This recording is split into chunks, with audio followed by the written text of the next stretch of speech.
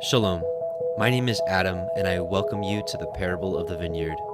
Every day, Yahuah is waking up a remnant, a group of people who are coming out of deceptions, realizing our walk is to consist of faith and obedience to His righteous commands.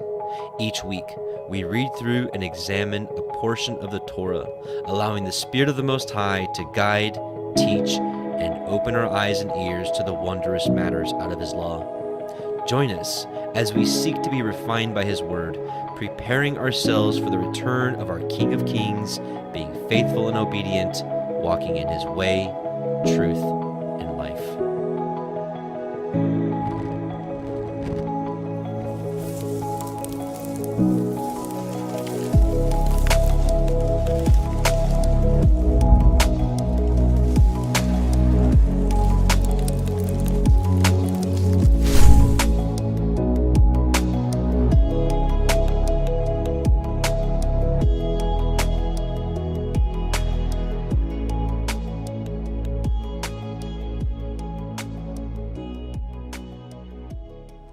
Shabbat Shalom and welcome back, brothers and sisters. Welcome to the Parable of the Vineyard YouTube live stream Torah portion reading. My name is Adam, your host, and I welcome you. This is week 47, looking at Deuteronomy 11:26 through 16:17. Where has the time gone? We're almost halfway through the last book in our cycle, in the yearly cycle. So, man, time is flying. Is it Sukkot yet? Any case, let's start with prayer.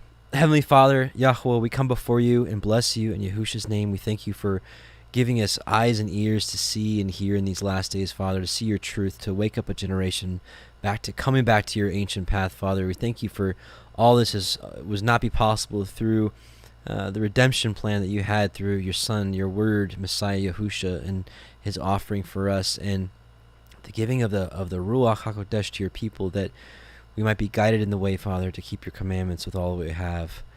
We pray that you continue to open our eyes to the wondrous things written in your Torah, that we may be hearers and doers of your word, Father. Strengthen each and every one of us, Father, individually and corporately. We love you and bless you and say Shabbat Shalom. Amen. Let's raise some hands. Hallelujah! So, Re'eh, we're on Torah portion Re'eh, week 47, which is to see or to behold. In this portion, we get the blessings or the curses for following or disobeying the Torah. Moshe instructs the people about the centralized location, which is unnamed for the time being. We know, of course, now Jerusalem, but we'll talk about our day now, where we're at. A warning for false prophets and teachers. A short discussion on clean and unclean animals, tithes, and the year of release. So a lot to talk about, so no messing around here for me. But first, a little shofar. Maybe. Somehow.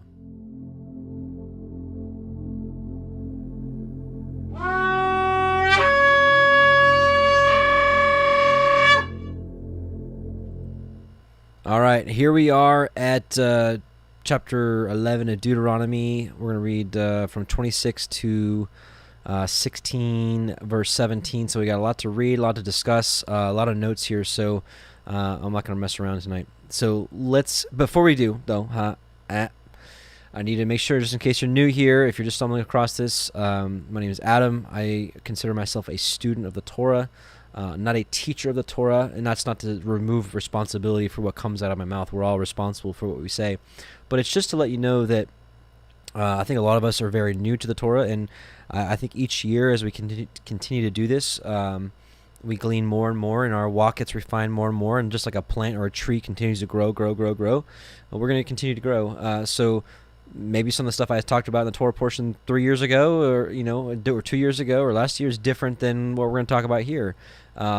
This study would be the equivalent of being in my living room, and we're going to read the Torah portion, and we're going to talk about it. Unfortunately, at this time, it's a one-way conversation, but I look forward to studying it out with you, in the kingdom, or if you live in the Southwest Missouri area and want to come fellowship with us on Shabbat, send me an email, hello@parableofthevineyard.com. Check the spelling. It's V-I-N-E, vineyard. V-I-N-E, not V-I-N-Y-I-R-D. Okay, enough of that. Let's go. Deuteronomy 11:26. Behold, I set before you this day a blessing and a curse. we choose which one, right? Blessing or curse. We have the option to do good or the option to do evil. We have an option to have a blessing or a curse. A blessing if you obey the commandments of Yahuah Elohiym, which I command you this day, and a curse if you will not obey the commandments of Yahuah Elohiym, but turn aside out of the way which I command you this day to go after other Elohim which you have not known. And to follow other gods doesn't mean you're necessarily bowing down to a statue of Buddha. It could be trying to serve Yahuwah in ways he didn't command. That's going off after other Elohim, right? So we have the choice of life or good, death or evil, or life or death, good or evil. Sorry. It's interesting how he created us, that we have free will. And I think that's amazing. Part of our creator is that he created us willing to choose. Because if he wanted to, because he created the bee, and the bee has no choice but to do what the bee does. An ant has really no choice but to do what an ant does. A spider just does what a spider does. They're not like robotic, but they're pre-programmed in their mind what to do. Well, if he wanted to, he could have pre-programmed us to just follow his commandments. That's it. We could have been kind of like robots. We could have just been like, we keep the commandments, that's it. But life and death, right? It's much deeper than that. It's pretty deep when you think about him giving us the option to do so. And, if he wants true lovers of him to be in his, into his kingdom, if this is the whole plan, is to get back into the kingdom and to have a kingdom full of people. It wasn't just to have Adam and Eve and that's it. He wanted a kingdom full of people, of righteous people. And he gave us that choice, and that makes it so sweet. That's what makes life bittersweet.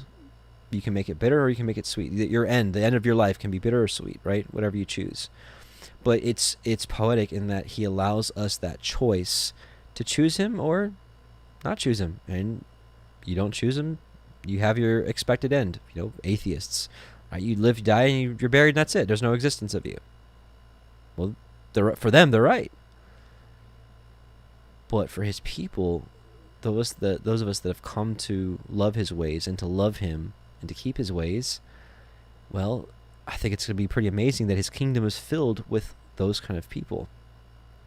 Anyways, so we have the choice, all right? He also gave the angels choice. There's an interesting scripture here in 1 Adam and Eve chapter 6. We're going to start at verse 4. And the Adonai said to Adam and Eve, "You transgressed of your own free will until you came out of the garden in which I had placed you. Of your own free will have you transgressed through your desire for divinity, greatness, and an exalted state, such as I have, so that I deprived you of the bright nature in which you then were. And I made you come out of the garden to this land, rough and full of trouble. If only you had not transgressed my commandment and had kept my law, my Torah, and had not eaten of the fruit of the tree near which I told you not to come. And there were fruit trees in the garden that were better than that one. But the wicked Satan, who continued not in his first estate, nor kept his faith, in whom it was no good intent towards me, and who, though I had created him, yet set me at naught, and sought the Godhead, so that I hurled him down from heaven. He it is who made the tree appear pleasant in your eyes, until you ate of it by hearkening to him. Thus have you transgressed my commandment, and therefore have I brought upon you all these sorrows. For I am Elohim the Creator, who, when I create my creatures, did not intend to destroy them, but after they had sorely roused my anger, I punish them with grievous plagues until they repent. But if on the contrary they still continue hardened in their transgression, they shall be under a curse forever." So, very much, just like Satan had a choice, he was one of his angels that he had created. He had a choice, and he decided to transgress. Adam had a choice, and he decided to transgress. Right? Satan's punishment was far more grievous because Satan was privy to, I guess, apparently much more and whatnot, but he was not given a chance of eternal life. But Adam and his progeny was. And it shall come to pass, when Yahuah Elohiym has brought you in unto the land whither you go to possess it, that you shall put the blessings upon Mount Gerizim and upon the curse upon Mount Ebal. Are they not on the other side of the Yarden, by the way where the sun goes down, in the land of Canaanim, which dwell in the plain over against Gilgal, beside the plains of Moreh. For ye shall pass over the Yarden to go into possess the land which Yahuah Elohiym gives you, and you shall possess it and dwell therein. And you shall guard to do all the commandments and the judgments which I set before you this day. Actually, here's Mount Ebal and Mount Gerizim. It's actually still there today.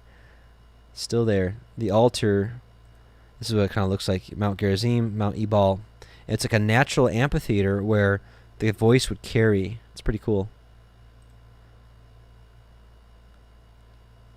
Right, but Joshua's altar is still up there that he made right here. This is still part of that altar that he made up there. Pretty cool stuff. Chapter 12. Actually, let's see. What's it say? And you shall guard to do all these commandments and judgments which I set before you this day. Now, it's interesting that we also are striving to keep... so first here it says, and it's talking about going to possess the land and then keeping the commandments. Well, we're not in the land right now. We're in dispersion. But there's a couple of prophecies about keeping the commands, the Torah, in dispersion. 2 Esdras 13:39-47. And as for you, seeing him gather to himself another multitude that was peaceable, these are the 10 tribes which were led away from their own land into captivity in the days of King Hoshea. This is the northern kingdom of Israel that was led captivity. Whom Shalmaneser, the king of the Assyrians, led captive. He took them across the river, and they were taken into another land. But they formed this plan for themselves, that they would leave the multitude of the nations and go to a more distant region where mankind had never lived, that there at least they might keep their statutes, which they had not kept in their own land. So here's a prophecy about Israel keeping the Torah in a distant land, not of their own.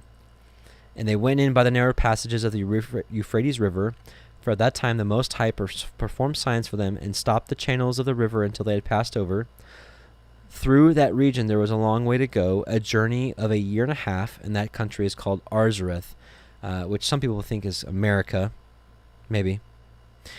Then they dwelt there until the last times, maybe it is, and now when they are about to come again, the Most High will stop the channels of river again, so that they may be able to pass over. Therefore you saw the multitude gathered together in peace. What if we actually did have a physical exodus and we got to like walk, or maybe he'll let us drive our cars. I don't know, probably not.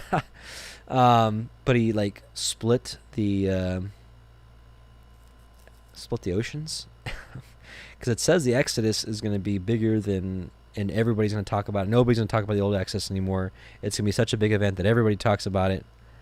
I don't know. I'm excited. All I know is I want to be a part of that. Another passage I want to read for you is from the Targums. It's from the Targums of Zechariah, chapter 10, verse 9. And as I scattered them among the nations, and they were remembering my fear in a distant land, so shall they prolong the years of their life with their children and shall return. That was, again, Zechariah 10:9, the Aramaic Targums. Another prophecy about keeping the Torah in the last day, or in the dispersion, is the book of Tobit. It's in chapters 1-2. Basically, Tobit is a righteous man from Naphtali, and even though all the nation of Israel went astray, Naphtali and a few others were keeping Torah in a distant land. He was keeping the feast of Shavuot in Nineveh. So check that out if you want to see it for yourself. So Deuteronomy 12.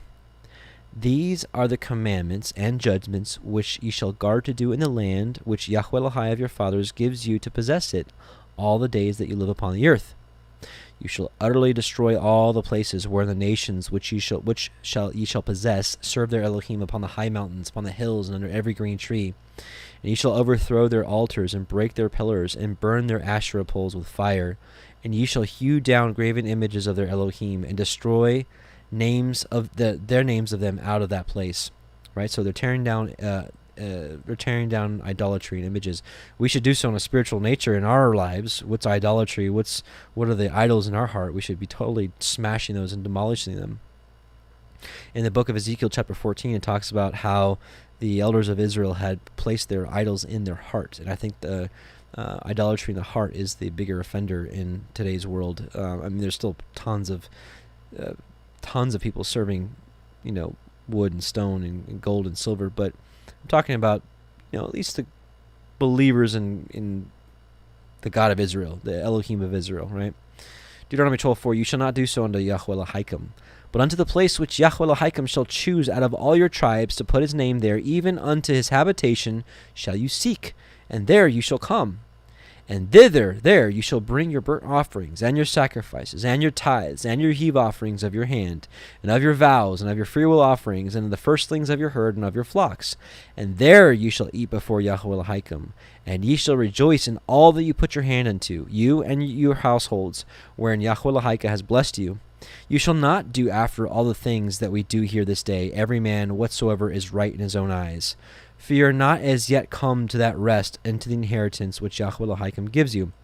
And neither have we entered that full rest. And a lot of people get Hebrews 4 wrong, which says we've entered in his rest, but then it says we should strive to enter into that rest, right? Lest we fall, as the example of those that fell in the wilderness, right?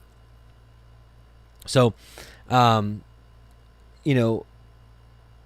case, let me back up for a second. So, a lot of people will take these commandments here in Deuteronomy and be like, well, see, we can't keep the feast days anywhere else other than Jerusalem.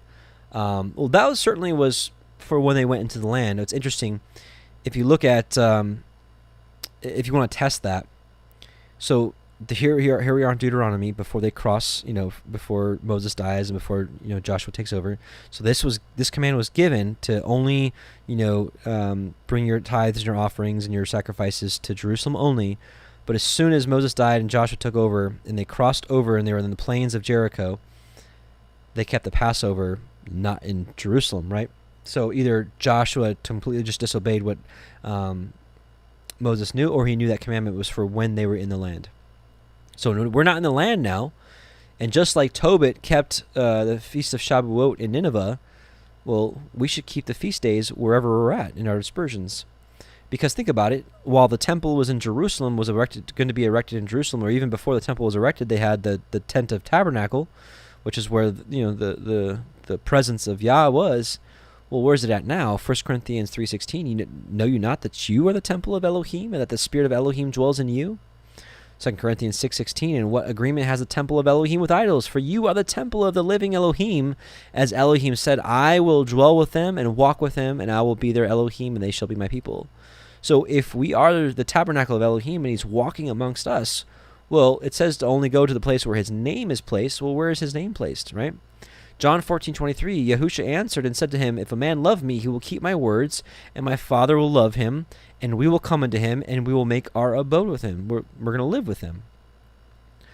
Matthew 18:20, where 2 or 3 are gathered together in my name, there am I in the midst of them, wherever we're at in our dispersions. Right? And we only go to the place where his name is set. Where is his name set? Revelation 14:1. And I looked, and lo, a lamb stood on Mount Zion, with him 144,000, having his Father's name written on their foreheads. Those of us that are walking in his truth and have the Ruach HaKodesh in us, the Spirit of the Father in us, right? This is where his name resides. So, therefore, I don't believe the command of only being able to do it in Jerusalem stands true for us because we're in our dispersions. We're not in the land of our inheritance. Right? And we're going to see here actually multiple times in this Torah portion that here in Deuteronomy 12:7 it says, there you shall eat before Yahuah Elohiym, and you shall rejoice. Like, this is a commandment. You shall rejoice. Right? We've talked about this before. Like, oh, the burdensome Torah. No. It's awesome. Is it Feast of Trumpets yet? Is it Sukkot yet? Because I'm ready to rejoice. Day of Atonement's a little different. It's a somber day. But these days, rejoice. It's a command. Have fun. I can imagine, if Yahusha was around us, like, hey, what are y'all doing? Smile. Have fun. It's Yah's feast day. I can just, I don't know, just silly thought maybe. Any case, so, all right, where was I at? Verse 10, Deuteronomy 12:10. And speaking of which, actually, yeah. But when you go over the Yarden and dwell in the land which Yahuah Elohiym gives you to inherit, and when he gives you rest from all your enemies round about, so that you dwell in safety, then there shall be a place which Yahuah Elohiym shall choose to cause his name to dwell there. And that's where we're talking about the name in their foreheads. Thither shall you bring all that I command you, your burnt offerings, and your sacrifices, your tithes, and your heat offerings of your hand, and all your choice vows which you vow unto Yahuwah. And ye shall rejoice before YAHUAH ELOHAYKEM, you and your sons and your daughters and your men servants, your employees, right? And your maid servants, employees, and the Levite that's within your gates, for as much as he has no part or inheritance with you. Guard yourself, that you offer not your burnt offerings in every place that you see, but in the place which Yahuwah shall choose in one of your tribes. There you shall offer your burnt offerings, and there shall you do all that I command you. But we know from all the stuff we just read that we are now, I think, really, it's really more so true that we together are the tabernacle. I think we're all just pieces of the puzzle, or building blocks of the greater building. I don't think each of us are individual little buildings. I think we are fit together as the building, and where we're gathered is where his presence is, where his name is. So I believe that we can gather wherever we're at to do this. Just like Peter says, as far as building blocks, 1 Peter 2:5, you also as lively stones are built up a spiritual house, a holy priesthood, to offer up spiritual sacrifices acceptable to Elohim by Yahusha HaMashiach. Verse 15, notwithstanding, you may kill and eat flesh in all your gates. Whatsoever your soul lusts after, according to the blessing of YAHUAH ELOHAYKEM, which he has given you, the unclean and the clean may eat thereof. Not unclean, not that you can eat clean or unclean, or unclean or clean. It's talking about clean or unclean people, as of the roebuck and as of the deer. And so there's a lot of people preaching vegetarianism or veganism. Those of you that have been with me for a while, you know that I was a vegetarian for quite some time, not because the Torah teaches it, because it's something I felt called to do for a little while. And as of late, I'm not one anymore. I don't eat meat very, very often. But point being is, it's not about what I'm doing. I'm just, again, we're in my living room, so I'm just talking to you. For people to preach vegetarianism is anti-Torah. Now, I think we should certainly be selective. I don't think we should be riotous eaters of meat, which is what the book of Proverbs talks about. I don't think we should be surfeiting, which Messiah talks about in Matthew 24, which, if you look up the definition, it's a gluttonous eater. I don't think we should just. I don't necessarily know that we have to eat meat at every single meal. We saw that the Israelites lusted after meat in the wilderness, and it was not a good thing. But certainly, He's blessed us to allow us to eat meat when we choose to do so. I think we have to use the Ruach HaKodesh to be chaste in our eating of flesh, and where we get that flesh from, because we don't want to know. We want to know who handled that meat. I'm gonna, as I said earlier in earlier study, I don't think it's all that crazy to say I think we should know where our meat's coming from, because we know that they tamper with food. We know that they do anything they can to get us to trip up and to poison our bodies, and any way that they can go against Yah and His way, in His order, they do it. So if we know that they're tampering with wheat and making fake wheat and GMO this, what makes us think that they're doing everything they're supposed to be doing with the meat the right way? So I don't know that this is the right time to be buying meat from Tyson and Market Side from Wally Mart and even these other major producers. I think this might be a good time to be very selective of where you get this meat from, to know how it's being handled. Point being, I didn't mean to go on this tangent. Point being, anti-meat doctrine is anti-Torah. Only you shall not eat the blood, you shall pour it upon the earth as with water. And, some people will even preach that you can't have a steak, because, when you cook it, some red stuff comes out. Do your research on the difference between hemoglobin and myoglobin. It may be beneficial to you. You may not eat within your gates of the tithe of your grain, or of your wine, or of your oil, or of the firstlings of your herds of your flock, nor any of your vows which you vow, nor your freewill offerings or heave offering of your hand. But you must eat them before YAHUAH ELOHAYKEM in the place which YAHUAH ELOHAYKEM shall choose, you and your son and your daughter and your manservant and your maidservant and the Levite that is within your gates, and you shall rejoice. There it is again. You shall, thou shalt not, thou shalt not do this.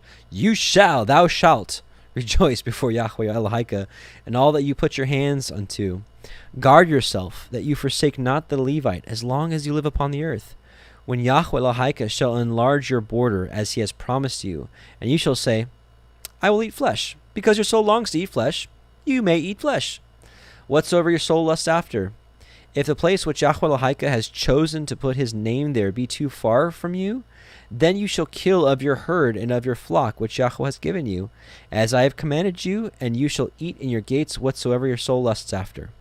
Even as the roebuck and the deer is eaten, so you shall eat them. The unclean and the clean shall eat of them, right? Not eating clean or unclean food, but the clean or unclean people shall eat of them alike. So just because you're unclean doesn't mean you can't have a meal.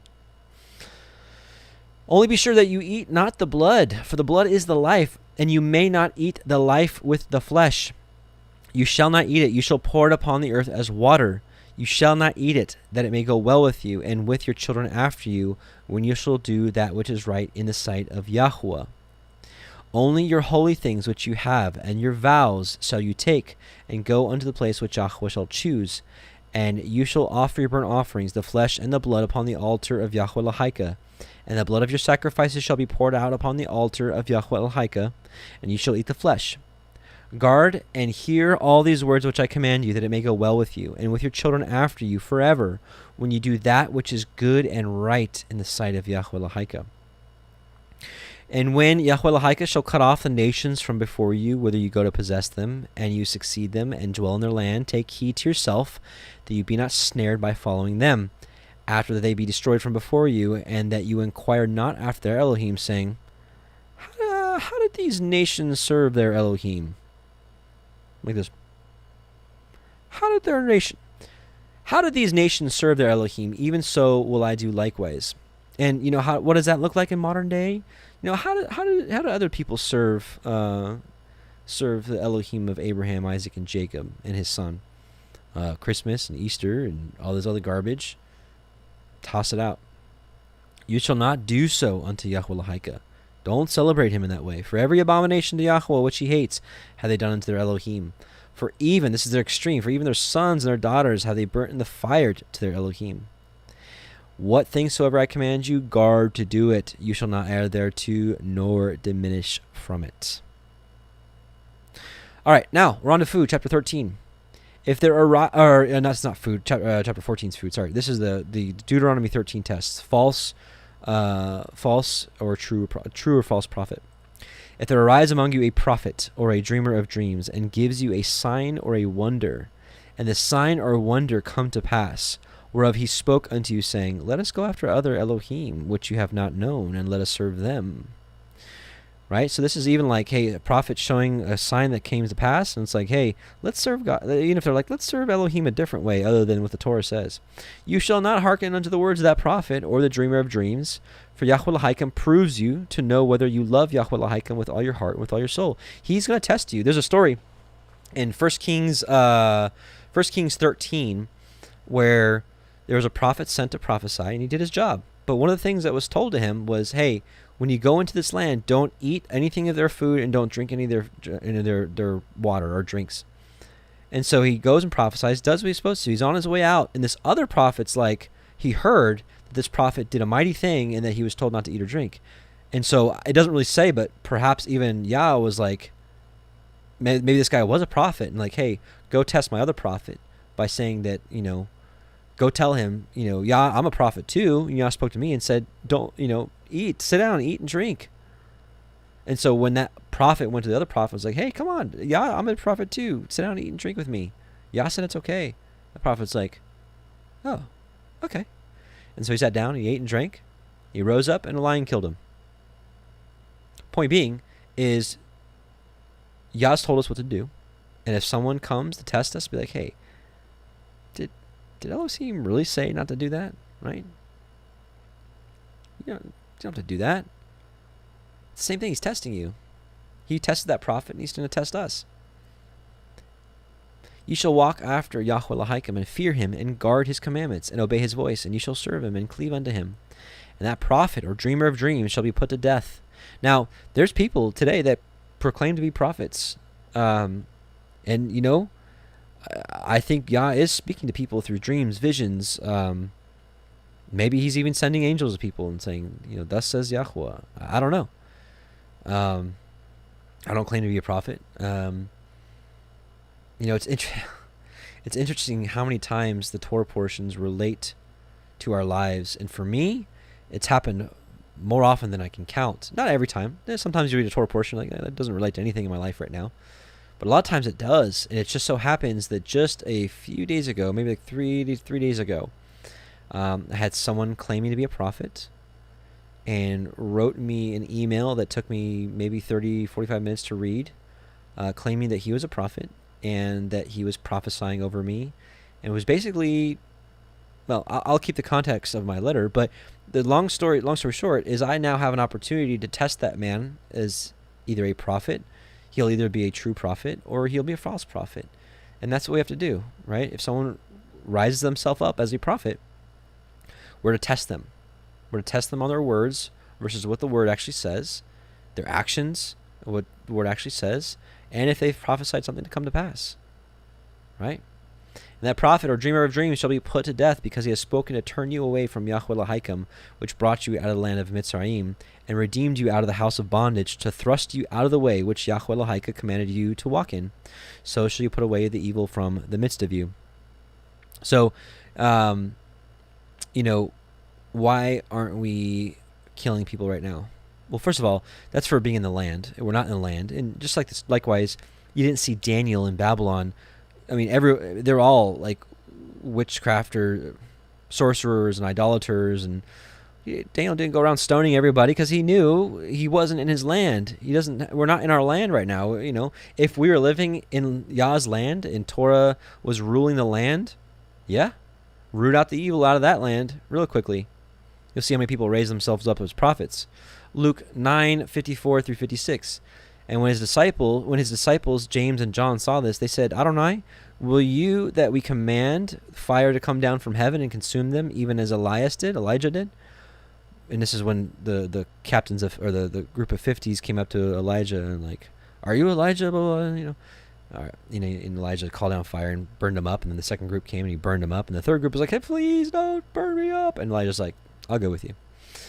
Anyways, but he turned and rebuked them and said, you know not what manner of spirit you are of, for the Son of Man is not come to destroy men's lives, but to save them. And they went to another village. So not only are we not in the land, but even Messiah, we're not here to kill people. We're not here to stone people. If someone's a witch, preach the good news to them. Don't stone them. Now, if we're living in Yah's land and Torah is ruled there and there's a witch there, well, then you know what to do. May sound brutal, but I don't know. Because even in Yahusha's time, they were living in the land, but they were in subjection to the Roman army. They were under Roman law at that point.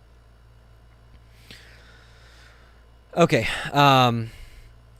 If your brother or the son of your mother or your son or your daughter or the woman of your bosom or your friend, which is as your own soul, entice you secretly, saying, let us go and serve other Elohim, or even let's serve Elohim this way, right? Which you have not known, you nor your fathers, namely of the Elohim of the people which are round about you, right? Let's do it this way.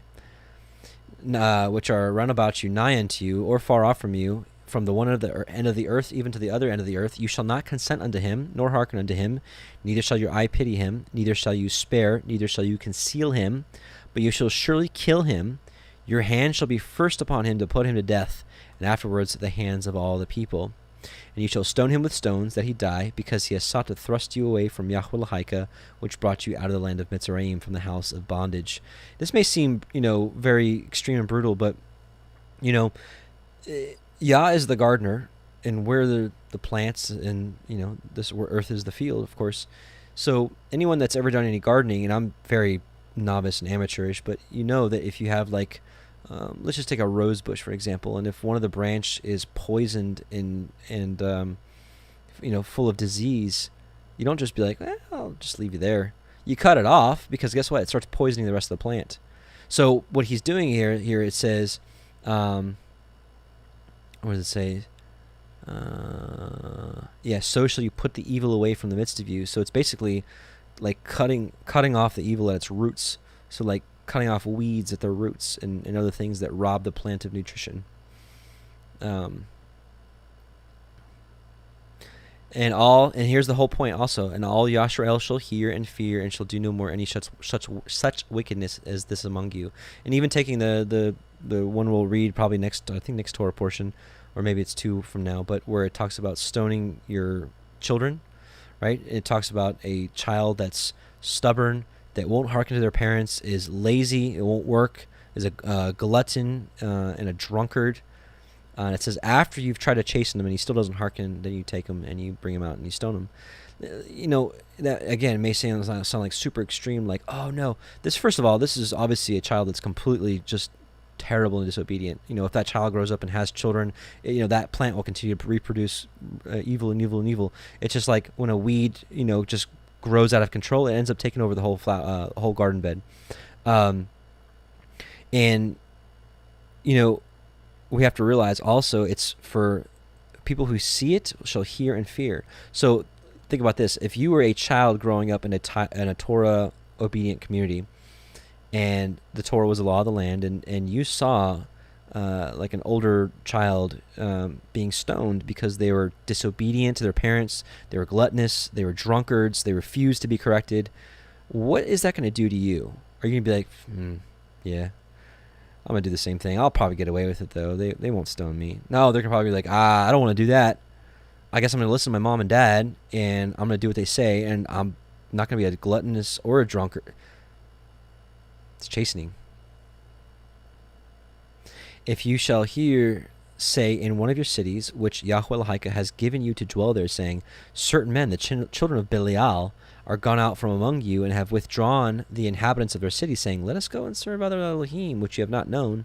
Then shall you inquire, and make search, and ask diligently, and behold, if it be truth, and the thing certain, that such an abomination is wrought among you, you shall surely smite the inhabitants of that city with the edge of the sword, destroying it utterly, and all that is therein, and the cattle thereof, with the edge of the sword. And that's what, the whole command of them to go in the land of Israel, the land of Canaan, and destroy everything, is, again, Yah's the gardener, Yah's people are the plants, and the foreign nations that weren't supposed to be there in the first place, they were the weeds.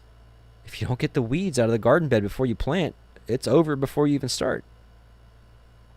And that's what he said. If you don't root them all out, there are going to be thorns in your side. They're going to be fruitless plants robbing you. And you shall gather all the spoil of it into the midst of the street thereof, and shall burn with fire the city, and all the spoil of it to every whit. For Yahuah Elohiym, and it shall be a heap forever, and it shall not be built again. And there shall cleave not of the cursed thing to your hand, that Yahuah may turn from the fierceness of his anger, and show you mercy, and have compassion on you, and multiply you, as he has sworn unto your fathers, when you shall hearken to the voice of Yahuah Elohiym, to guard all his commandments, which I command you this day, to do that which is right in the eyes of Yahuah Elohiym. All right, now chapter 14, clean and unclean food. In this Torah portion, there's not a whole lot to compare in the Targums. There is one interesting portion here in 14, and also one in 16. Outside of that, we're just going to stick with the Sefer today. Chapter 14. You are the children of Yahuah Elohiym. You shall not cut yourselves, nor make any baldness between your eyes for the dead, which is your forehead, like a forehead baldness. Not going to make. These are rituals. These are rituals that foreign nations did to serve their Elohim, and we're gonna show you a little piece of that. 1 Kings 18:20 through 40. This is Elijah's triumph over the priests of Baal. Great scene. I'm going to read a lot more than I really need to show you my point, but it's such a good story that why not? Let's just read 20 verses or so. So Ahab sent to all the people of Israel and gathered the prophets together at Mount Carmel. And Elijah came near to all the people and said, how long will you go limping between two different opinions? If Yahuah is Elohim, follow him.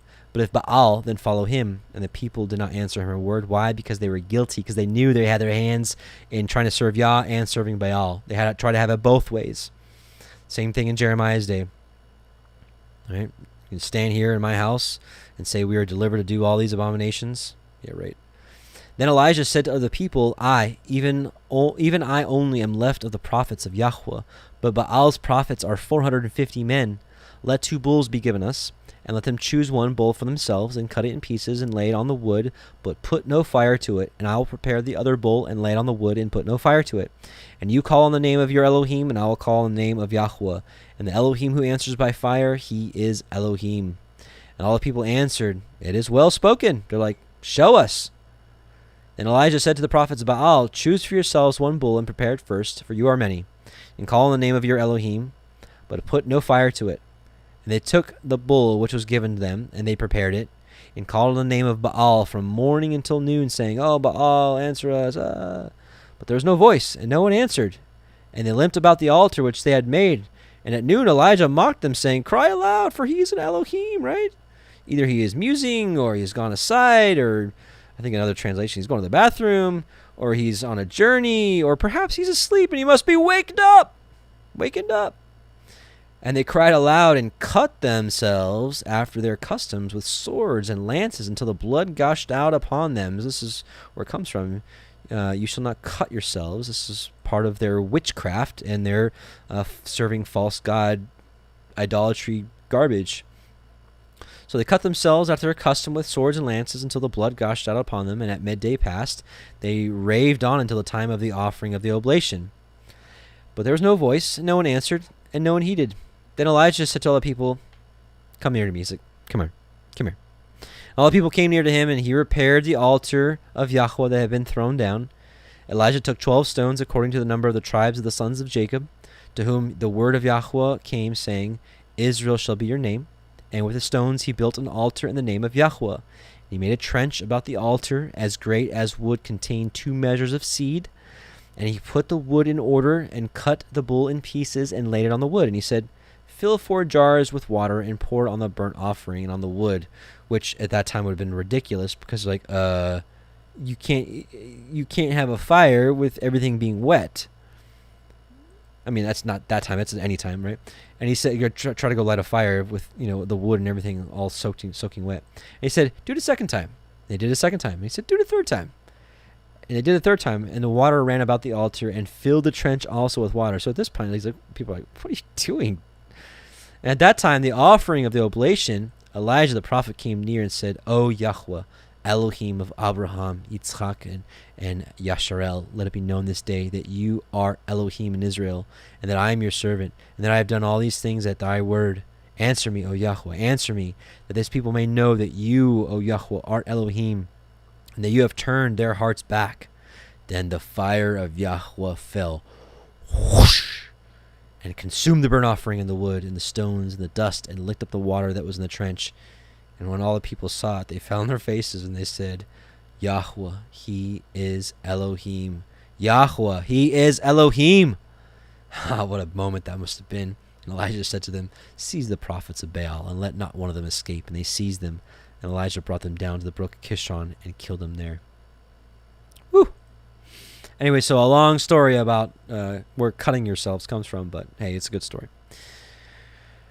Why? For you are a holy people unto Yahuah Elohiym, and Yahuah has chosen you to be a peculiar people, right? Peoples unto himself above all the nations that are upon the earth. Deuteronomy 26:18, Jubilees 2:22, 1 Peter 2:9, Titus 2:14. A peculiar people above all the nations that are upon the earth. And this is anti-world doctrine, because the world is like, no, we're all one, and we're all the same. Well, Yahuah says something different. Above. That's not in a boastful manner. This is just his word. His word says that if we keep his ways, that he will set us above the nations. Right now we're still in dispersion, but one day that's going to happen again. You shall not eat any abominable thing. These are the beasts which you shall eat: the ox, right, the cow, the sheep, the goat, the deer, the roebuck, and the fallow deer, and the wild goat, and the pygarg, and the wild ox, and the chamoy. I can't remember how this is spelled. Chamois. And every beast that parts the hoof and cleaves the cleft into 2 claws, and chews the cud among the beasts that you shall eat. So, like, how like a horse hoof, it's all smooth, right? But like a cow, right?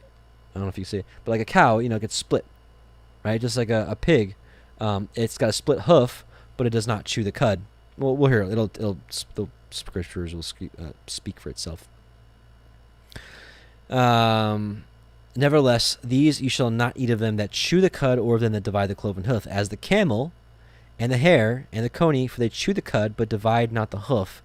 Therefore they are unclean unto you. And the swine, because it divides the hoof, yet chews not the cud, it is unclean unto you. You shall not eat of their flesh, nor touch their dead carcass. Like the pig specifically, it parts the hoof, but it doesn't chew the cud. Chewing the cud is like, it's really a process of really taking your time to digest the food, and it digests it and spits it back up and digests it again. And like cows and stuff, they have multiple stomachs, whereas the pig, it's like from food to out the back door, it's like, I think like an hour or two. Whereas like us, I mean, not that, okay, humans are not a good example because we don't eat humans either, but like the cow, it's got like I think 7 stomachs or something like that, or I don't know, multiple stomachs, and it takes a long time for the food to process out. So all the toxins are extracted, whereas in the pig, for example, the toxins are like, it goes into the flesh because it's not fully filtered and chambered out. These you shall eat of all that are in the waters, all that have fins and scales you shall eat. So fish, like salmon, tuna. Some people say tuna is not clean because the scales are like microscopic, but they have scales. They're clean. And whatsoever has not fins and scales, you may not eat of it. So like swordfish has fins but no scales. Shark has fins but no scales. We don't eat them, right? And whatsoever has not fins and scales, you may not eat. It is unclean to you. So like crabs, lobsters, oysters. And I used to eat that garbage. I know it can be tasty, but I know that bacon can be tasty, but it doesn't matter. Maybe it's a big test for us. Are you, who are you serving? Your belly, or are you serving Elohim? Let's serve Elohim. He's got a lot of other great stuff to taste, to eat. I can tell you something. I don't miss any of it. See ya. My Elohim is more important than tasty, crab meat dipped in butter. See ya. Never eat you again. No problem. We should be able to have that kind of attitude for our Creator. Of all clean birds you shall eat. And what's interesting, you'll see how short this passage is. It almost feels like it was cut short. I believe it was, for whatever purpose, I don't know. Because the bird thing is not really clean. It says you could eat of all clean birds. Okay, well, which ones are clean? Because it just goes on to say, but these are they which you shall not eat: the eagle and the ossifrage and the osprey, and the glede and the kite and the vulture after his kind, and after raven after his kind, and the owl and the nighthawk and the cacao and the hawk after his kind, the little owl, the great owl, the swan, and the pelican, and the gear eagle, and the cormorant, and the stork, and the heron after her kind, and the lapwing, and the bat. And of every creeping thing that flies is unclean unto you. This is like insects. They shall not be eaten. But of all clean fowls you may eat. So you're like, okay, well, which ones are clean, right? We don't really get to an understanding. You could just say, well, everything else that's not listed here is clean. Maybe so. But I've seen some really strange doctrines out there because it's not clear cut. Well, guess what? The Targums gives us a little more insight. Because you see here, again, point being is you're like, right here, twice. Of all clean birds you shall eat. Like, that's the shortest verse I've ever seen in my life. But of all clean fowls you may eat. That's the shortest verse I've ever seen. Why was it cut? Here it is. Of every bird which has a vesicle or a crop, which may be picked away, and which bird is longer than a finger, and of not the rapacious kind, you may eat. Well, there you go. That's the clean birds. There's doctrines out there that say that chicken is unclean or turkeys are unclean because of what they eat. Well, guess what? They have a crop. They have a great filtering system that filters out the garbage that they eat. Doesn't matter. Whereas, so people would liken a chicken, for example, to a pig because you feed a pig anything, it'll eat it. Well, guess what? You feed a chicken anything, it'll eat it. It will. The difference is the pig doesn't have the proper toxin filtration system, whereas a chicken does with the crop. So yes, chicken's clean. Yes, turkey's clean. I saw some crazy stuff last around Thanksgiving, and people were calling the turkey the abomination of desolation because it's an unclean bird and everybody's eating it. And it's just like, it just leads to some crazy doctrines out there. And this is where the Targums are a blessing. Listen, are the Targums right about everything? Is it a perfect translation? No, but I think it can fill some holes when you're like, okay, well, why is this obviously shortened for some reason? I don't know. So chicken, turkey, clean. Some people say duck. No, I say duck. Yes, they say it because of the webbed feet. It doesn't matter. Because they would actually go up here to the animals, the four-footed beasts, and they would say, well, because it doesn't part the hoof. And they'll say, oh, well, a duck has webbed feet, so it doesn't part its hoof. That's not it at all. The hoof part is just for four-footed beasts of the field. Likewise, that would be likened to saying, well, we can't eat of chicken because it doesn't have fins and scales. Obviously, the fins and scales are just for water animals. So anyways, there's a lot of different doctrines out there. If you ask my opinion, I believe ducks are clean too. But check it out for yourself and do your own research. You shall not eat of anything that dies of itself. You shall give it unto the stranger that is in your gates, that he may eat it, or you may sell it unto an alien. For you are a holy people unto Yahuah Elohiym. You shall not seed a kid in his mother's milk. Here's another one that has really kind of gone all over the place. And some people would take this to say you can't eat like a cheeseburger because it has meat and then dairy on top of it. Judaism does stuff like that. I don't believe that. I think it is literally what it says. You shall not seethe a kid in his mother's milk. Literally, you shouldn't like boil a baby goat in his mother's milk. I think that's pretty gross. Like pretty, if you think about it. But I know a lot of people hold different interpretations, and so be it. If you don't want to eat a cheeseburger, then don't eat it. Tithes, 14:22. You shall truly tithe all the increase of your seed that the field brings forth year by year.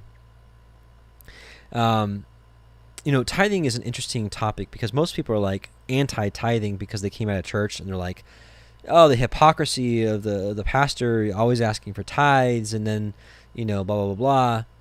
Well, that's the concept of actually tithing to a church per se, a building, or not really a building, but tithing to the person that ministers to you is actually not, it's actually pretty biblical. The hypocrisy of the modern day church is that all the law is done away with, except for tithing, because you really only find tithing in the Old Testament. But essentially, the whole Old Testament's done away with, in their opinion, except for tithing, which is totally hypocritical. So I totally understand why people are like anti-tithing, but I'm here to tell you it's a Torah principle that I believe is still present today. Now, where those tithes go is a whole different story. You could tithe it to homeless, or people that are poor, I think.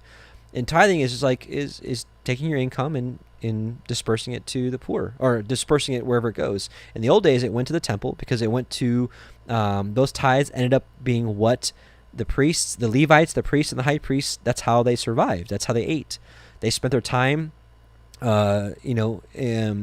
engulfed in the word and teaching the word and performing the sacrifices and ministering to the people and such. And so they didn't have normal occupations. That was their occupation. And so Yah paid them through the tithes of the people. Now, could you give to someone that ministers to you today? Sure, you can. Could you give it to a family in need? Sure, you can. Can you give it to a multitude of different causes out there? Sure, you can.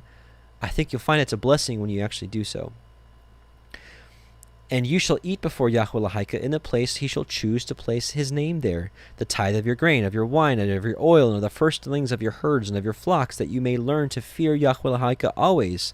And if the way be too long for you, that you are not able to carry it, or if the place be too far from you, which Yahuah Elohiym shall choose to set his name there, when Yahuah Elohiym has blessed you, then you shall turn it into money, and bind up the money in your hand, and shall go into the place which Yahuah Elohiym shall choose.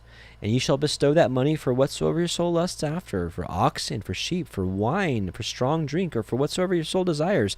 And this is another thing, I think a lot of people learn from, your Baptist church or whatever the denomination that alcohol is evil. No, it's not. People that abuse alcohol can be evil, but alcohol itself is not evil. Yah created it. It was part of his offerings, bringing wine to him. The wine was made to make the heart of man glad and merry. It's the drunkards the problem. People that can't handle it. People that can't handle, that can't stop at 1 or 2. They have to have 15 or 10 or even 5 and get out of control. So people that ban people from drinking alcohol, it's anti-Torah. Just like the church does. It's just man-made doctrines. You can't drink, right? Or you're sinning. You go to hell. Like, really? Show me that scripture. Because I'll show you dozens of scriptures. And this is coming from someone that I don't even drink. A lot of you know I've taken the Nazarite vow, so I don't drink. I got no skin in this game. There's nothing on me. This isn't like I'm trying to push it so that I can make myself feel more comfortable about drinking a glass of wine every night. I haven't touched this stuff in a long time. I don't drink. But surely when we get together for Sukkot, we're going to allow people to have alcohol and enjoy themselves. You have to have self-control. The drunkard, there'll be no room for that. The person that can't handle the alcohol, there's no room for that. But to sit down and have a glass of wine with your friends and family, or two glasses, whatever is your self-control limit. Because let me tell you something, there's a difference between the tolerance of a 110-pound young female or female and versus a 300-pound man. Different tolerances. But I'm not here to give alcohol classes, but what I'm here to say is telling people they can't drink is anti-Torah. And, you know, maybe there's some times where, like, if you have a family over for dinner and you know the husband used to have a huge drinking problem and you're just sitting there popping out the wine and you're like, bloop, bloop, bloop, bloop. Oh, hey, buddy, you want some? Maybe that's not the best time for drinking because it may make your brother stumble. Maybe you should have some wisdom like that. But in general, to condemn alcohol is anti-Torah. And you shall eat there before YAHUAH ELOHYKEM, and you shall rejoice, you and your household, and the Levite that is within your gates, and you shall not forsake him, for he has no part nor inheritance with you. At the end of 3 years you shall bring forth all the tithe of your increase the same year, and shall lay it up within your gates. And the Levite, because he has no part nor inheritance with you, and the stranger, and the fatherless, and the widow, which are within your gates, shall come and shall eat and be satisfied, that YAHUAH ELOHYKEM may bless you in all the work of your hand which you do. Praise Yah. If you want to read a good dissection of the difference between having wine and self-control versus drunkenness, look up the Testament of Judah, chapter 3. It's a great read. It'll give you, it basically says what I says. It says what I said. I mean, I gleaned this from Judah and from other sources, but it basically says if you can't control yourself, then don't drink. If you can't control yourself, enjoy yourself, but do it in moderation, because drunkenness will bring on an evil spirit upon you, and it will lead you astray.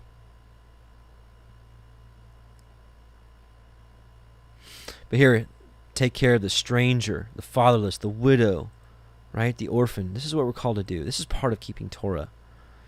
2 Esdras 2:20-23. And maybe this is where your tithes can go. Guard the rights of the widow. Maybe find a widow and help a widow. Secure the justice for the fatherless. Maybe there's a fatherless child and you can assist that family. I don't know. Give to the needy. Defend the orphan. Clothe the naked. Care for the injured and the weak. Do not ridicule a lame man. Protect the maimed. And let the blind man have a vision of my splendor. Protect the old and the young within your walls. When you find any who are dead, commit them to the grave and mark it, and I'll give you the first place in my resurrection. It's about taking care of the weak. You know, those of you that were with us on the study earlier tonight, the How to Keep Torah study, you know, as we continue on this walk, I just picture it like a marathon race. But it's not a race to get there first, in my opinion. In my opinion, we're on the same walk. We're all on the same course. And people fall, they stumble. And we should be about our Father's business and picking those people back up, helping them back up. We can't pick them up ourselves, but we can help them back up on their feet to get them back in the way, right?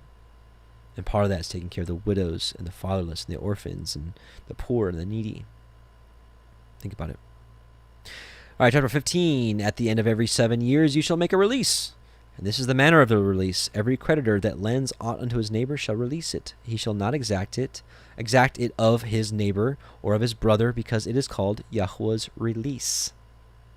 Of a foreigner you may exact it again, but that which is of yours, of your brethren, you shall release it. So, you know, if we lend to each other in, you know, these Torah communities, whatever, maybe we can just forgive debts. Maybe Yah would be like, because I don't know what year is the 7th year. I quite frankly don't know. But maybe you can loan to your brother, and if you can sustain it, maybe you can just be like, hey, you know what? I'm going to say this year is the 7th year. Your debt is no longer, it's washed. I mean, what that would do to somebody. But they're like, but I owe you like hundreds of dollars, or I owe you thousands of dollars. Like, you don't know what that can do to somebody? I know. I mean, spiritually, we all know. We all had a debt that we couldn't pay. And he paid it for us. How much more can we do stuff for our brethren that owe us money or owe us goods or whatever? We just be like, it's taken care of. Don't worry about it. What would our fathers say? Save when there should be no poor among you, for Yahuwah shall greatly bless you in the land which Yahuah Elohiym gives you for an inheritance to possess it. Only if you carefully hearken unto the voice of Yahuah Elohiym, to guard to do all these commandments which I command you this day. For Yahuah Elohiym blesses you, as he promised you, and you shall lend unto many nations, but you shall not borrow, and you shall reign over many nations, but they shall not reign over you. If there be among you a poor man of one of your brethren within any of your gates in your land which Yahuah Elohiym gives you, you shall not harden your heart, nor shut your hand from your poor brother, but you shall open your hand wide unto him, and shall surely lend him sufficient for his need in that which he wants. Beware that there be not a thought in your wicked heart, saying, the 7th year, their year of release is at hand, and ye be evil against your poor brother, and you give him not, and he cry unto Yahuwah against you, and it be sinned into you. Right, so someone would be saying, like, so let's say the year of the seventh year of release was coming. Let's say it's 6 months away, and your poor brother comes up to you, hey man, can you lend me like $1,000? I'll get you back. I know the 7-year release is coming up, but I'll get you back before then. But you're thinking to yourself, he's not going to pay me back in 6 months. He's going to drag this out, and the year of release is going to come upon me, and I'm going to have to forgive him all of that debt. That's the thought process he doesn't want you having. That's wrong. Again, not that we know what the 7th year is this year. Maybe if we have a lot more time here on this earth than we think, maybe we'll all sit down together and just acknowledge which one is the 7th year. I don't know. But the point is, the overall thought process is to not have that kind of attitude. It's the 7th year of release is a month away, and your brother's like, hey, I need $5,000. Can you help me? And if you don't have it, you don't have it. You can be like, hey, bro, I just don't have that kind of money. I mean, I got like $500. I can just lend to you, or just here, have it. Or if you have it, you'd be like, hey, or whatever. I said $5,000. That's a lot of money. But let's say if your brother's like, hey man, I really need $500, and you're like, I'll probably never see that. So what? Yeah, sure, no problem, man. Take it here. If you have it, of course. If you don't have it, you don't have it. I'm just saying. I'm speaking generalities. Just apply that to whatever is going on in your life. But the point is to have an open hand. You shall surely give him, and your heart shall not be grieved when you give unto him. Give God gladly. Don't. And if you give, and you're like, oh, I'm not going to see this money again. You just wasted it. You just wasted your blessing. It's gone. Because that thing is Yahuwah. I'm sorry. When you give unto him, because that. For this thing, Yahuah Elohiym shall bless you in all your works, and all that you put your hand into. For the poor shall never cease out of the land. Just like Messiah said, when Judas is like, we should have sold this oil for all this money and give to the poor. And Messiah's like, listen, you're going to have the poor all the time, right? But I'm only going to die once. And she did a good thing to me. Therefore I command you, saying, you shall open your hand wide unto your brother, to your poor, and to your needy in your land. And if your brother, a Hebrew man, or a Hebrew woman, Ivri woman, should be sold unto you, and serve you 6 years, then in the 7th year you shall let him go free from you. We don't have this kind of servitude anymore. This country, although, was actually built on this. Serving 6 years and being released on the 7th. That's they call it indentured servitude. Look it up. Look it up with the formation of this country and people coming over from Europe. People that were super poor, they sold themselves as an indentured servitude for different years. I think some of it was 7 years, some of it was 10, so on and so forth. But after they served it, they got their own farm. They got their own plot of land that they could have of their own. And they came here with nothing and got something from nothing. Then in the 7th year you shall let him go free from you, and when you send him free from you, you shall not let him go away empty. But let's pause here and let's talk about the poor. Let's look at some scriptures about the poor. Once again, the book of Sirach is just amazing, has amazing wisdom for us. Book of Sirach, chapter 4, 1 through 10. My son, deprive not the poor of his living, and do not keep needy eyes waiting. Do not grieve the one who is hungry, nor anger a man in want. Do not add to the troubles of an angry mind, nor delay to give your gift to a beggar. Do not reject an afflicted suppliant, nor turn your face away from the poor. Do not avert your eye from the needy, nor give a man occasion to curse you. For if in bitterness of soul he calls down a curse upon you, his Creator will hear his prayer. Make yourself beloved in the congregation, bow your head low to a great man, incline your ear to the poor, and answer him peaceably and gently, right? So not only do we give, but we should have peaceable answers to the poor. Deliver him who is wrong from the hand of the wrongdoer, and do not be faint-hearted in judging a case. Be like a father to orphans, and instead of a husband to their mother. You will then be like the Son of the Most High, and he will love you more than does your mother. This is how we need to be, brothers and sisters. Sirach 7:31-36. Fear Yahuah and honor the priest, and give him his portion. This is actually what we were just talking about a second ago with the tithes. As he has commanded you, the first fruits, the guilt offering, the gift of the shoulders, the sacrifice of sanctification, the first fruits of the holy things. Stretch forth your hand to the poor, so that your blessing may be complete. Give graciously to all the living, and withhold not kindness from the dead. Do not fail those who weep, but mourn with those who mourn. Do not shrink from visiting a sick man, because for such deeds you will be loved. In all you do, remember the end of your life, and then you will never sin.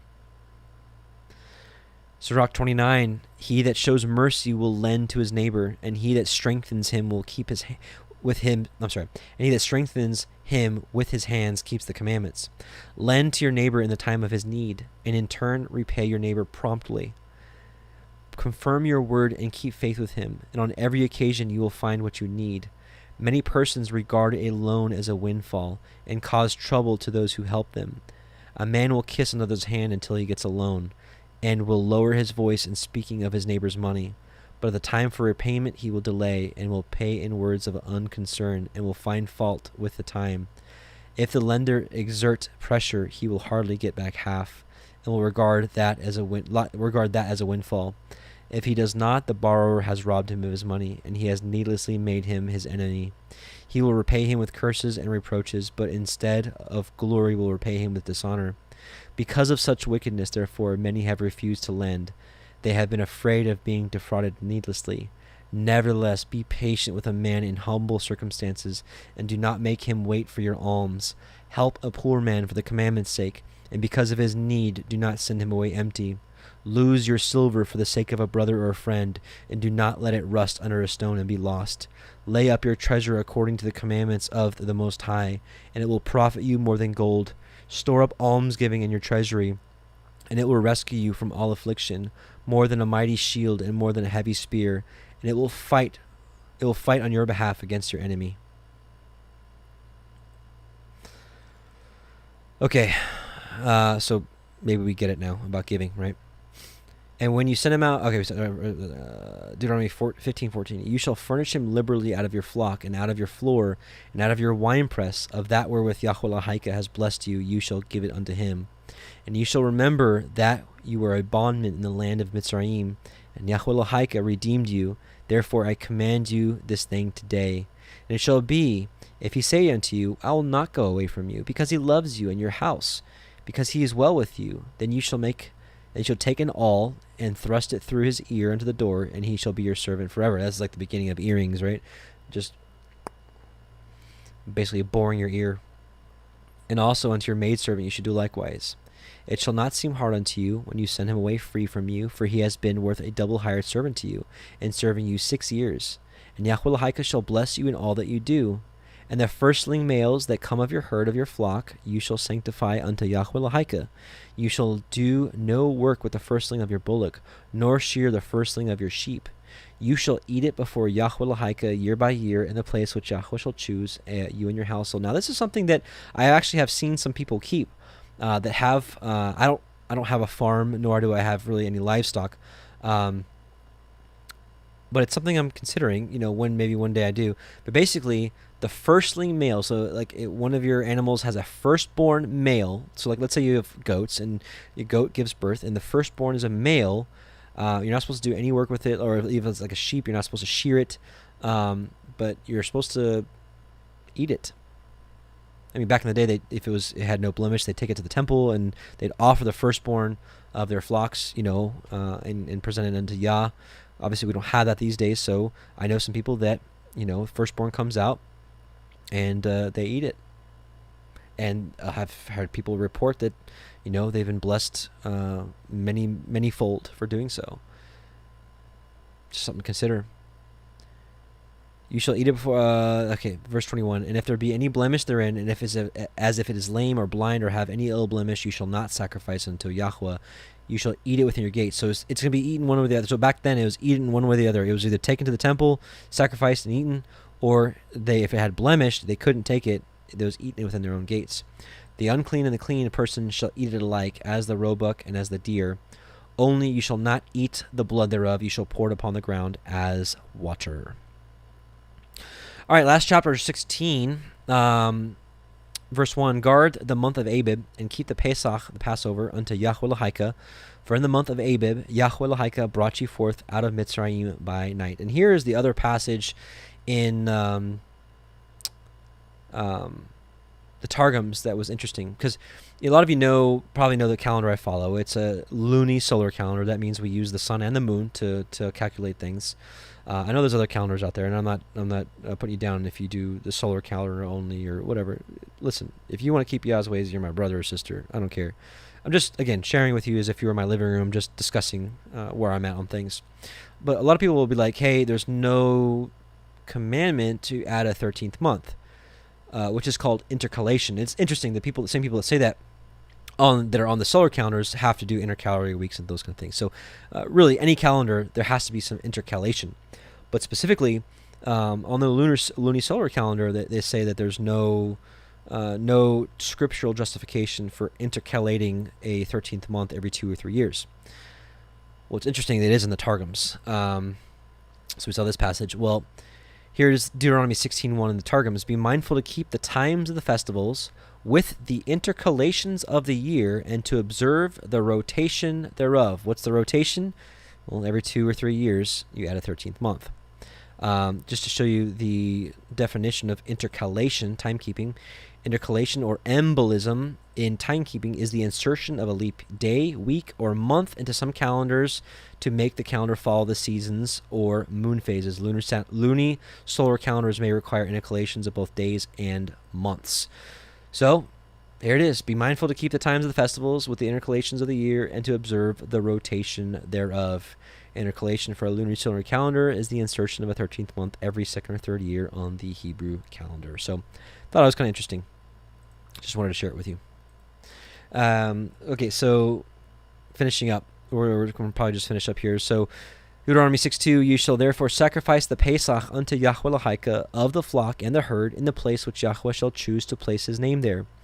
You shall eat no chametz, leavened bread with it. 7 days shall you eat matzah, unleavened bread therewith, even the bread of affliction. For you came forth out of the land of Mitzrayim in haste, that you may remember the day when you came forth out of the land of Mitzrayim all the days of your life. Just in case you're new, we do have a playlist of all the feast days, so if you're interested in learning how to celebrate these feast days, just look at the homepage of Parable of the Vineyard on YouTube. There's a playlist there for how to keep the feast days, like how, when, where, why, all that stuff. And there shall be no chametz, that's leaven, or risen dough, seen within all your coast 7 days. Neither shall there anything of the flesh which you sacrifice the first day at evening remain all night until the morning.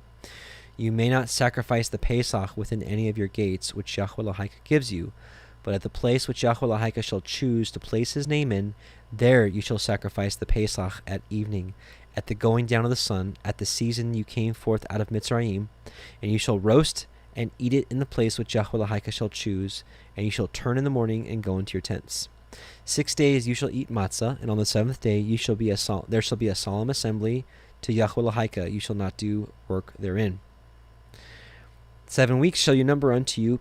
Begin to number the 7 weeks from such time as you begin to put the sickle to the grain, and you shall keep the feast of Shavuot, the Pentecost, unto Yahuwah Elohiym with a tribute of a freewill offering in your hand, which you shall give unto Yahuwah Elohiym according as Yahuwah Elohiym has blessed you.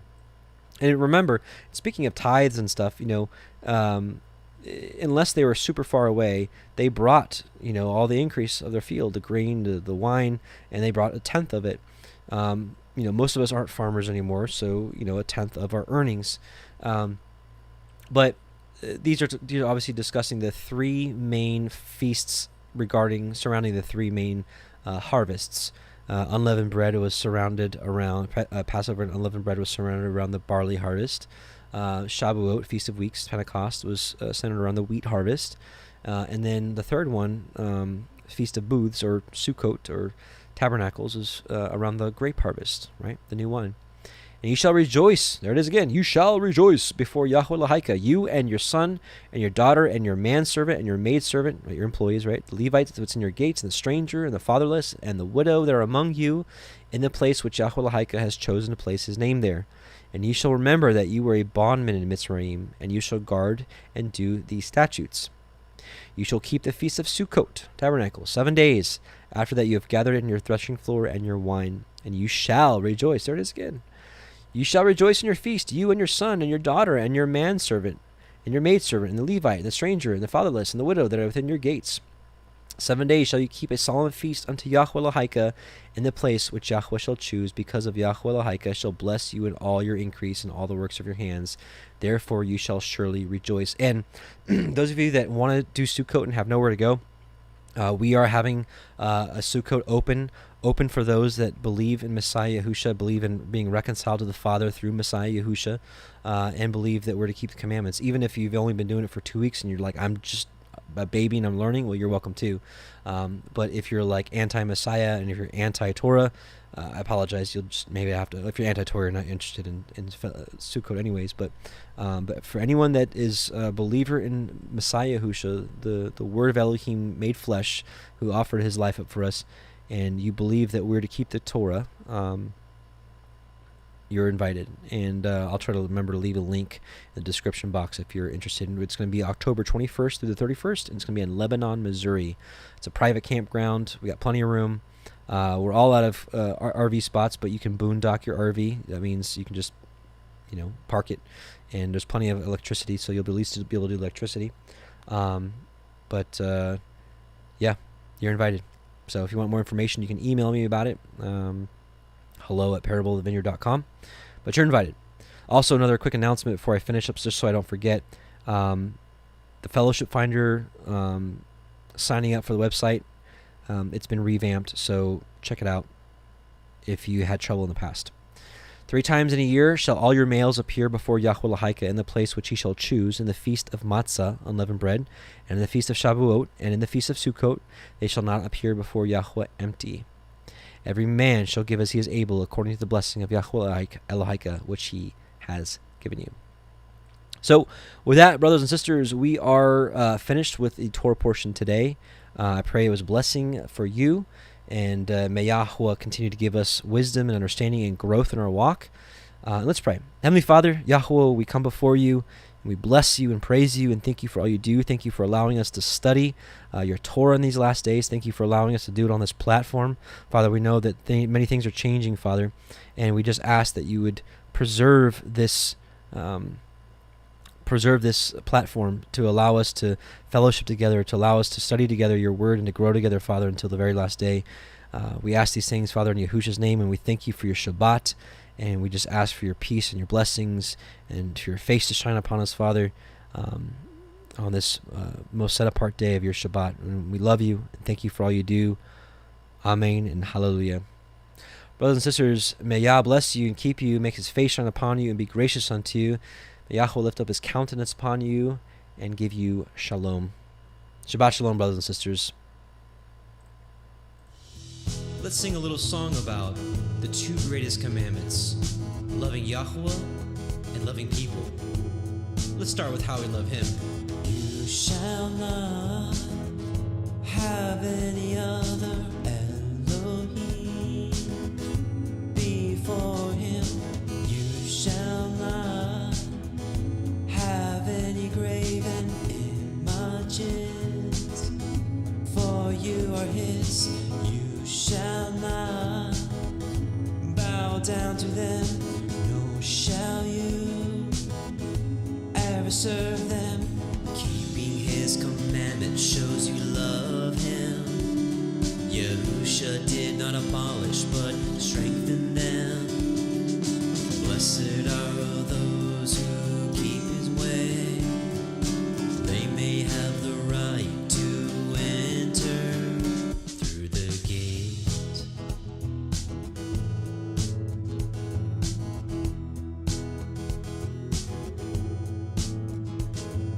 And you shall not his name in vain, and remember the Sabbath day and keep it holy. Work 6 days and then we rest and be refreshed. Honor your mom and dad, and then you'll be surely glad. Keeping his commandment shows you love him. Yahusha did not abolish but strengthen them. Blessed are those who keep his way.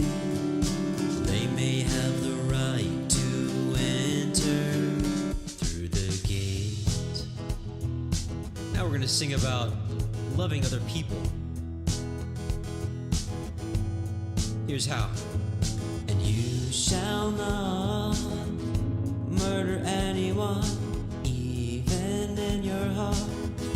Love everyone, and you shall not commit adultery, even in your mind. Put that all behind, and you shall not steal anything. Be satisfied with what Yah provides, and you shall not tell any lies, for he sees all who's above the skies. You shall not covet anything, but keep his ways. You won't lack a thing. Keeping his commandment shows you love him. Yahusha did not abolish but strengthen